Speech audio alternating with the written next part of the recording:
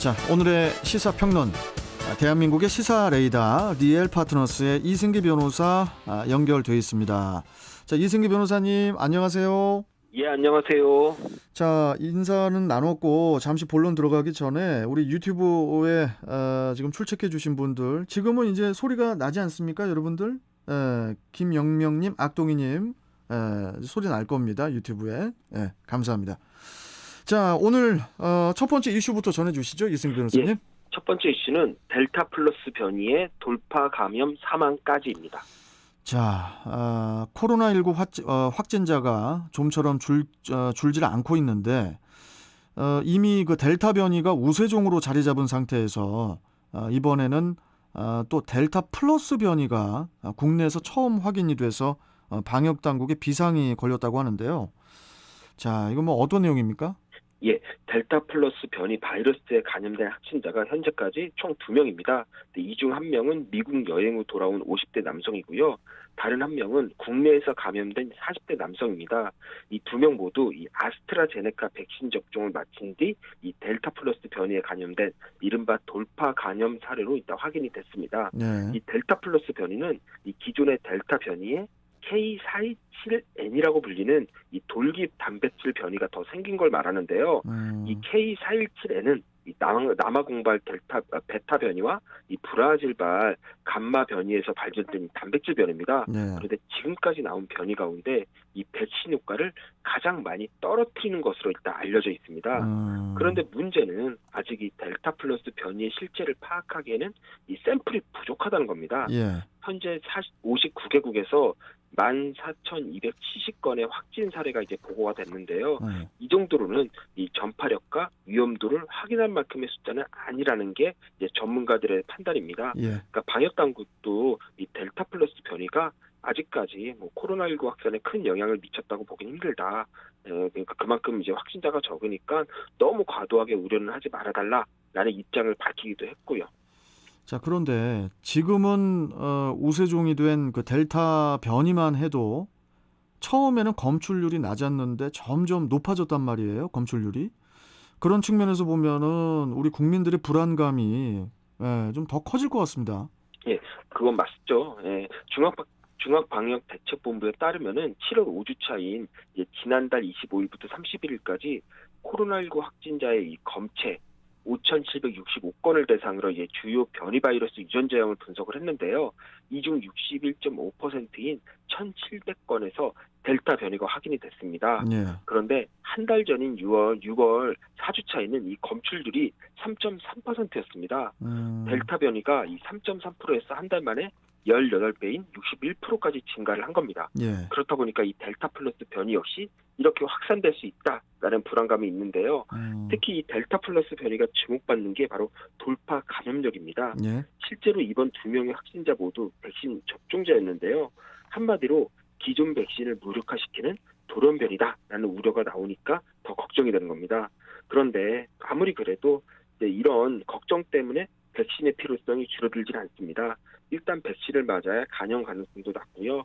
돌파 감염이 된다 해도 중증으로 이게 확산될 가능성도 크게 떨어지니까요. 이럴수록 더 백신 접종에 더 집중해야 하는 게 아닌가 이렇게 보입니다. 이 코로나19 바이러스가 베타 변이부터 감마 변이, 이제는 참 그 델타 플러스 변이까지 계속해서 새로운 변이를 만들어내고 있는데, 뭐 백신을 맞는 것도 또 중요하지만은 부스터샷이죠. 그러니까 이제 추가 접종도 필요할 것 같아요. 어떻게 보십니까?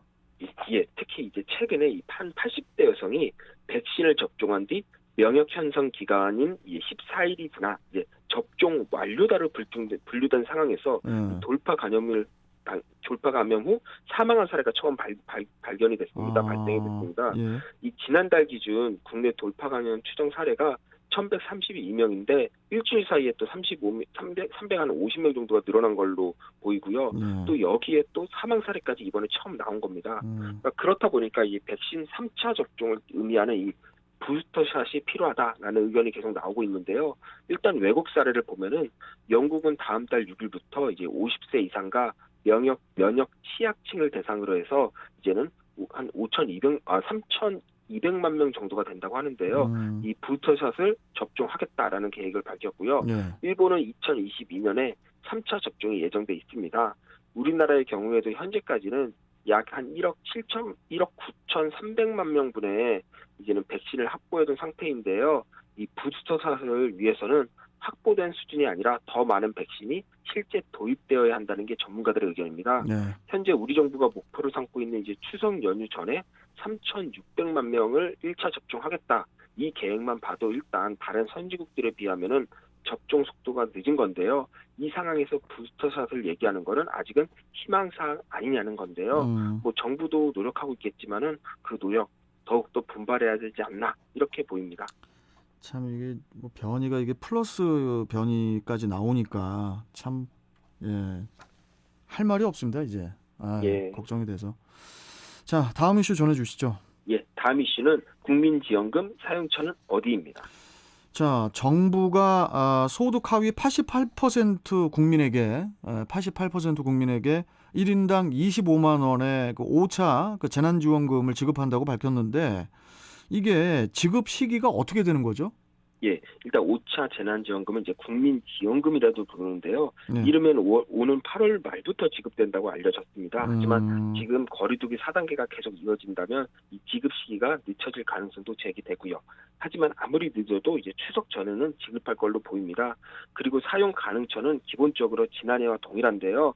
전통시장, 뭐 동네 마트, 주유소, 음식점, 카페, 빵집, 뭐 편의점, 병원, 약국, 미용실은 물론 유치원이나 학원에서도 일단 사용이 가능합니다. 그런데 지난번에 그 재난지원금이 지급됐을 때 그때는 그 프랜차이즈 같은 경우에는 일부 그 사용에 제한이 있었던 걸로 아는데 이번에도 어떻게 뭐 똑같은 건가요? 동일한 겁니까? 예, 동일합니다. 다만 이제 직영과 가맹으로 구분하시면 되는데요. 이 직영점은 이 사용자가 소재지에 사는 경우에만 사용이 가능합니다. 예를 들어 이제 100% 직영점으로 운영되는 이 별다방, 이제 스타벅스는 이 본사가 서울 소재입니다. 네. 그러니까 서울 시민만 쓸 수 있고요. 뭐 다른 지역에서 쓰면 이제 서울에 있는 거기 때문에 아무리 지역에 있어도 서울에 본사가 있기 때문에 이제는 결제가 안 되는 거죠. 하지만 편의점이나 빵집, 이제 커피숍 대부분은 보통 가맹입니다.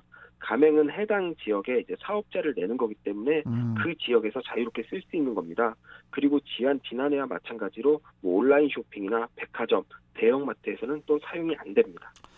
참 부디 이번 재난지원금으로 기분 좋게 쇼핑하고 또 외식하는 그런 날이 오기를 바라고요. 자, 그런데 조금 주제를 바꿔서 이재명 그 경기도지사가 이번에 그 경기도민에게 100% 국민지원금을 주겠다고 해서 또 논란이 됐지 않습니까? 이게 저 정부 기준과는 다른 거잖아요? 예, 경기도가 이 정부의 소득 하위 88% 기준과 다른 이 100% 전도민 지급안을 검토 중이라고 밝혀 지금 논란 중인데요. 이 지사는 이 중앙 정부와 똑같이 할 거면 지방 자치를 할 이유가 없다. 경기도민에 한해 100% 지급을 할 것이다. 라는 얘기를 이제 강조를 했습니다. 네. 이에 대해 또 당내 경쟁자인 또 이낙연, 정세균 두 대선 캠프에서는 이 경기도 예산으로 혼자 지금 선거운동 하겠다는 거냐. 아니면 또 88%는 당정청, 심지어 야당까지 동의해 결정한 건데 경기도가 혼자 뒤집어버리면 다른 시도는 어떡하냐라고 비판을 하고 있는 반면에 또 송영길 대표는 이 지방정부에서 판단한 문제다라고 했고 또 추미애 전 장관 같은 경우에는 뭐 경기도에서 이렇게 시작해서 다른 지역으로 확대되면 얼마나 좋은 거냐 이렇게 말을 해서 또 이 지사의 손을 들어주고 있습니다. 뭐 과연 경기도가 어떤 선택을 해야 될지 뭐 정치적 논란과는 별개로 이 부분은 좀 지켜봐야겠죠. 예. 알겠습니다. 자, 오늘 말씀 여기까지 듣도록 하죠. 고맙습니다. 예, 감사합니다. 네. 자, 시사평론가 리엘파트너스의 이승기 변호사와 함께 했습니다.